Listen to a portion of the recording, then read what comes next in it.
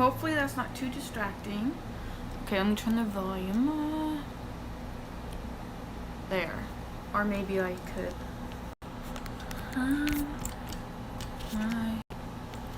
You like that? No. Okay. Sorry if you just saw that. I'm trying to adjust my camera. Okay. So, I am really, really excited about today's live reading.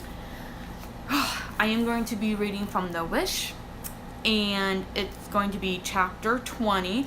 I'm really excited about this chapter because you guys are going to be meeting a new character, and I had so much fun working on her character and her backstory, where she's from, and she plays a big role throughout the next 3 series or the next 3 books.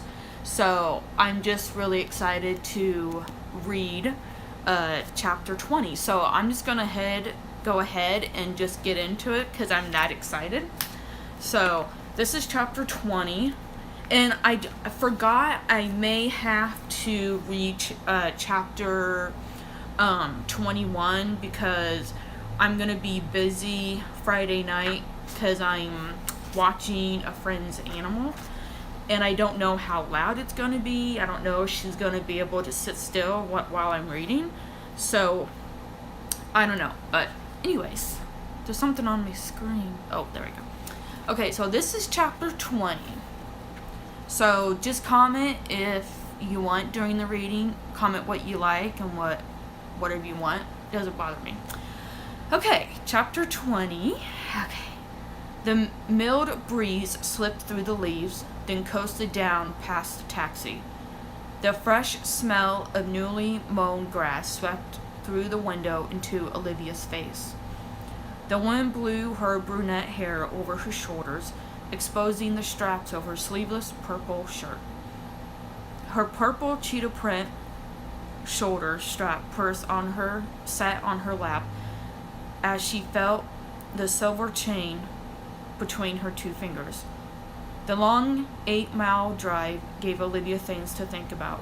What would she need to do once she arrived at the library? She needed to find some information about the shadow creatures and what they really were. They may not even be shadow creatures, but that's how Olivia saw them. They looked like dark shadows that turned into creatures with black horns and claws. They might be something else, but what? Hopefully, there were books at the library she could check out. The taxi driver stopped at a red light and tapped his fingers on the thin black steering wheel. Sweat pooled on the back of his neck. The tips of his hair were wet. She placed her elbow on the armrest and looked out the window. The light turned green. As the car headed down the street, it filled with cold air. It drifted over her warm skin and cooled her down. The streets of Traverse City remained busy and full of traffic. Active people were walking down the brisk sidewalks, talking back and forth. Clothing stores were having sales as people walked out with shopping bags in their hands, happy as could be. Fresh fruit was available in the flea market along with everything else imaginable. Little kids played on the sidewalks with the ball. A black cat laid on the slide watching them. I had to do the black cat. Okay, I had to. The taxi pulled up in front of the Brick District Library. It had a clock tower and big windows. Olivia opened her purple cheetah print wallet and handed the driver a 20. She put the wallet away and stepped out of the car. Thank you, sir. Oh my gosh, we're getting close to meet the new character. You're welcome, ma'am. Olivia noticed a purple car drive away. The driver had blonde hair. She turned and stared at the building, then paused. Both hands shook from her nerves. She rubbed them together to keep them at ease. the head librarian was more than just a librarian. She was also something else, a paranormal researcher. Olivia knew what that word meant because she had heard about it on TV and in books. When she heard about the librarian and what she was, it had freaked her out, and she didn't want to go in there and talk to her. All she did was get fishing and outdoors books. Olivia exhaled, walked up the steps, and opened the door. A couple walked out with holy water in their hands. Olivia's eyes widened as her stomach sank. I hope I know what I'm doing. Is it the right thing to do? Olivia didn't see many people, maybe just a few. Tables had paper scattered in piles and books stacked on top of each other. The smell of freshly printed paper lingered in the air. Shelf after shelf was packed with books of every size and color. Computers on the left side sat beside each other. Stairs led up to the second level. CD and magazine holders were grouped together in another area. Sunlight flowed in through the big windows. People at a table shuffled through papers, then scanned through laptops. Olivia turned her head and saw a woman, perhaps in her early 30s, standing behind the counter, reading a magazine. She wore silver earrings and a lace purple sleeveless shirt with a fluffy scarf around her neck. Her dark hair had highlights. Around her neck, she wore a thin chain and a cross made of silver, with 2 medallions on each side of it. She had lovely hair and stunning clothes in the latest styles. She reminded Olivia of Fern. She was beautiful like a movie actress. Is this Gina? Olivia hadn't seen her since Grandpa's funeral. She wondered where she'd been. Right at that moment, Olivia realized Gina was staring at her. Not at her face, not at her clothes, but above her head. Gina breathed in as if to get air, and then muttered. Olivia heard but couldn't make out the words. She then crouched down with an arm over her abdomen. She reached into the drawer and grabbed something. Olivia didn't know what to think. She was speechless. She kept a distance between them.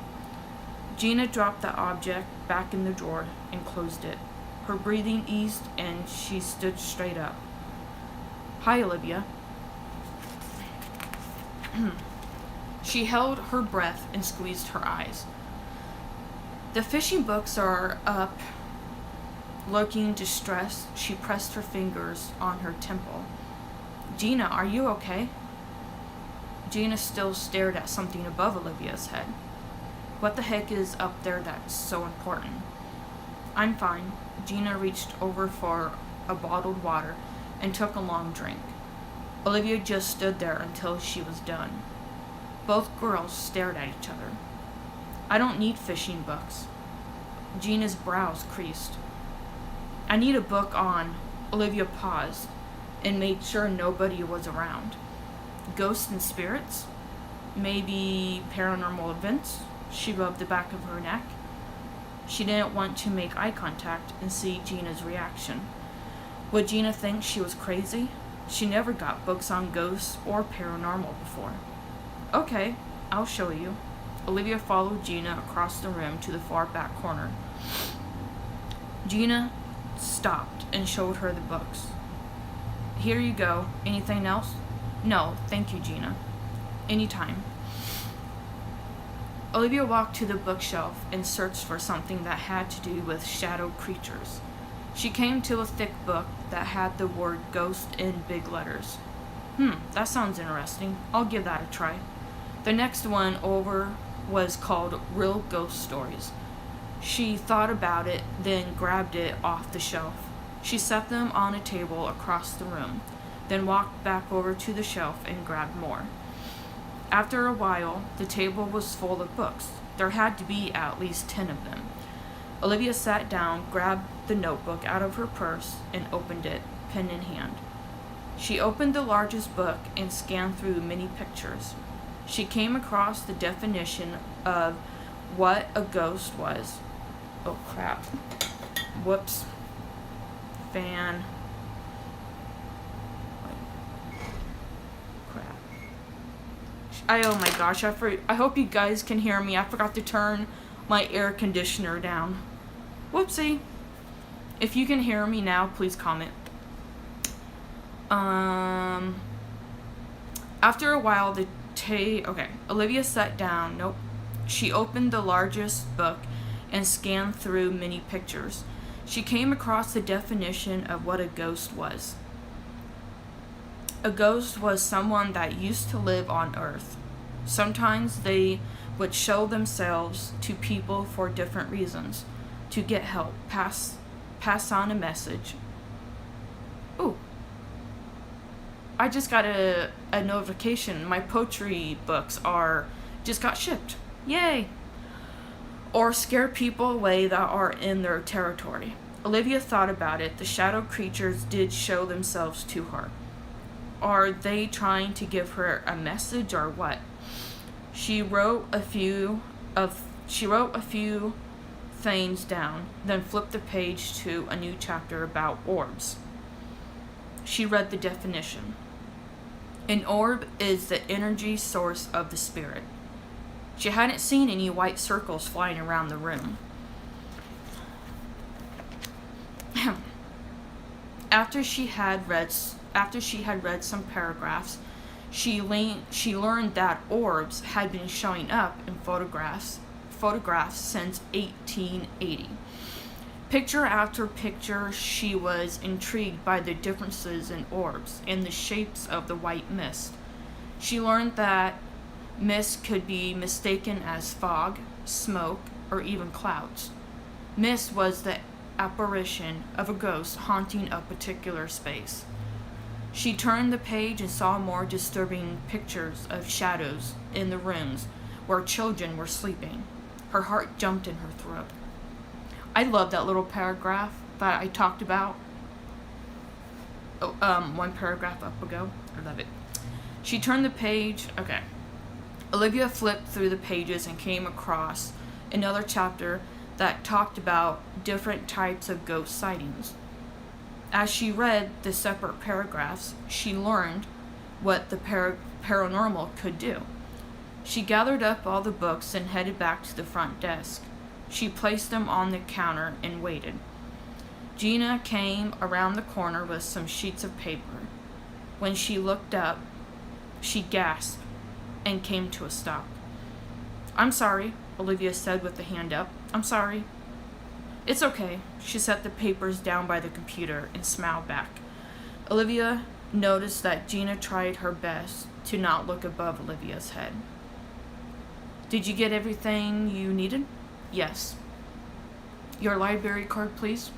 Olivia decided to change the mood and smiled back. "I love your style, Gina." Gina's expression relaxed. She looked down at her clothes and smiled. "Thank you. I like to be fashionable when I come to work." Olivia chuckled and dug into her purse for her library card. "You and Loretta would get along just fine." Her purse was crowded full of things she never used. She finally felt the edges of the card, then handed it to Gina. "Who's Loretta?" she asked, scanning the card. "My cousin. She lives in Detroit, Michigan." Gina smiled and handed the card back to Olivia, then placed the books in the bag. 4 hours, not bad at all. I read a lot of travel books. I need to for work. "Where do you travel?" "To people's houses who need help." "Oh." After she put the last book in, she looked up at the space above Olivia's head. "Olivia?" "Yes." "Can I ask you something?" she asked, then made eye contact with her. "Sure." "Are you in trouble?" she asked calmly. "Why are you checking these books out?" Olivia was taken aback by it. "Trouble? What are you talking about?" "I'm just interested is all." Are you afraid of something? Gina walked out from behind the counter. She had on black leggings and black flip-flops with a touch of glam on them.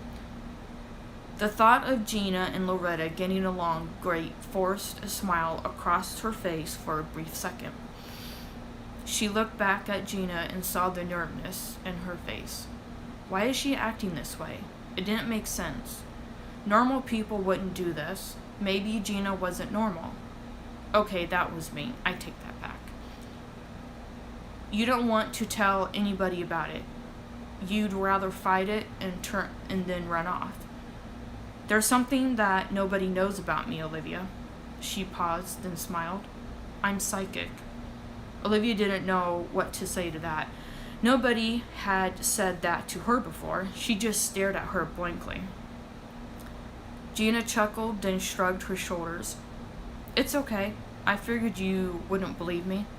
I never said I didn't believe you. No, but I could tell that you were thinking it. Olivia's lips parted. How did she know I was thinking that? She really didn't believe what Gina had just said. She never met a woman who told her she was a psychic until now. That didn't happen every day. How did you know what I was thinking? I told you I'm psychic. Can I show you something? Olivia pressed her lips together and crossed both arms. What do you want to show me? What my world revolves around? She smiled. Because very soon, Olivia, you're going to need my help. You may not want it right now, but trust me, you will. Very soon. Gina walked past Olivia to the back of the library. She stopped and looked over her shoulder at Olivia. Are you coming? Olivia didn't hesitate and followed her, not realizing what she was getting herself into, or what she was about to experience. A young girl with long blonde hair and a nice shirt and shorts arrived just in time. I'll be back in a little bit. Keep an eye on things, Gina said to her. She pulled some keys out, and they clanked together as she handed them to the girl. Gina walked out the door and held it open for Olivia. Who was that? My assistant. She keeps an eye on things when I'm gone. Oh. They made their way to the door that led to a small house across the alley behind the building. The back alley to the building didn't look bad. It was actually clean and not messy. No trash cans, no animals running around. Just some grass growing in the cracks of the concrete. Where are we going? Where are we going? You'll see, Gina said. Oh my gosh, I love that chapter. I just finished that one. I really feel the need, like I really want to read the next one, chapter 21. So, my most favorite thing, of course, is when you guys met Gina. And then I read that little tiny paragraph where Olivia was, like she was looking through these books and she was seeing orbs and ghosts and just all kinds of like pictures of the paranormal. And I had a lot of fun because I think when I was writing this, I was actually learning about it myself, because every now and then, like years ago, it would probably be the first 2 years of writing this book, I would go to the library and I would check out books on ghosts and spirits, haunted houses, witches, stuff like that. And I'm like, since I'm doing this, I should probably add this in the book, because like Olivia knows what paranormal stuff is. She doesn't know much about it because she doesn't read about it every day. So when she was looking at these pictures, it was like freaking her out. And then she was getting ready to leave, and then Gina wants to show her something. So anyways, if I don't get a chance to read like chapter 21 this Friday at 6:45, I'll probably read it maybe I'm guessing probably later in the day on Saturday. I don't know. But because Friday I work up at Candy's, and then this Friday I'm going to be cleaning the church at 5, and I'm usually done at 5:30. So I guess what I could do is I could read right after church and then go watch Mocha. Or I could, oh my gosh. Whatever happens, I will try to keep my schedule. But I don't think Candy will mind if I just read the chapter in her apartment, maybe, like behind that big, huge, beautiful bookshelf that I just love. Every time I go to her apartment, I always walk over there and I'm looking at books. Unless Fiona is out, running around in the living room and she catches my attention. So, that chapter, I really, really loved that chapter. So, I just hope you guys really enjoyed it. And if you have any questions about it, you can comment down below and I will answer them. So, if there's anything that you liked about the chapter, you can comment down below if you want. So, I could start reading 2 chapters on Wednesday. I could start early, maybe at 3 o'clock. I don't know. But when school starts up again, I am going to probably start reading at 5 o'clock on Wednesdays. Maybe because kids get out of school and some of the kids might be doing sports and stuff. And then when I do my coffee chat things, I'll probably have to start at 7 in the morning again because when they get up, I'm sure they're on YouTube or something before they go to school.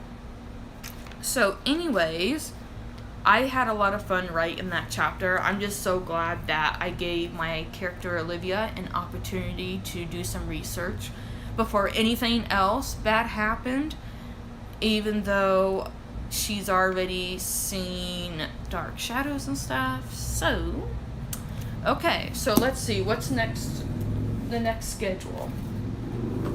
Okay, let me look here. Of course, this is the wrong planner. Oh, crap. Okay, anyway, so Friday, I'll be cleaning the church, and I'm pet sitting this weekend. So hopefully, I'll be able to have time to read chapter 21. If I don't, it's okay. I can do it maybe on my next coffee chat. I don't know. This Saturday, I think I'm doing farmer's market from 8 to 12, and then I am going to the park because there's like a fundraiser thing going on at the park that's by the dog park. It's all park, and I'm going to be standing at the table where little kids pour sand in these glass things, and you layered it off. So I'm actually going to be doing that. And then Sunday I have church. And then Tuesday, July 6th, I'll be doing my coffee chat, 9 to whenever. And then I have farmer's market, 3 to 5:30. And then Wednesday the 7th, I'll be reading chapter 22. And then Thursday, work. Friday, live reading from the Wish, 22, I think. So anyways, I will update the schedule on my Facebook if I remember, because I keep saying that and then I forget to do it.